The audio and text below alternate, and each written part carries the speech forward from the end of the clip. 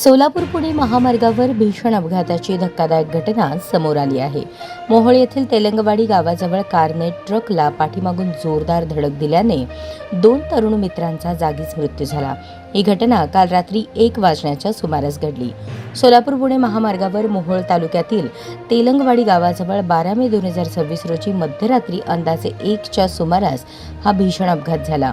पुणे सोलापूर दिशेने येत असलेल्या MH13 DT 8093 या एरिका कारने समोरून जाणाऱ्या TN 54 R 8881 या ट्रकला पाठीमागून जोरदार धडक दिली।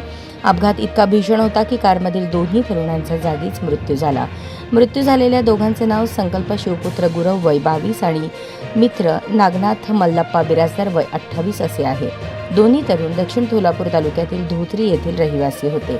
अपघातानंतर दोघांना तात्काळ सोलापूर येथील छत्रपती शिवाजी महाराज सर्वोपचार रुग्णालयात दाखल करण्यात आले, मात्र उपचारापूर्वीच दोघे मयत झाल्याचे डॉक्टरांनी घोषित केले।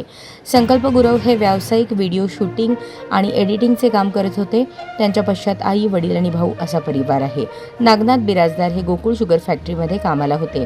ते सर्पमित्र म्हणूनही कार्यरत होते। त्यांच्या पश्चात एक मुलगा, एक मुलगी, आई, वडील, भाऊ आणि 2 बहिणी असा मोठा परिवार आहे। या अपघाताने संपूर्ण धोत्री गावावर शोककळा पसरली आहे।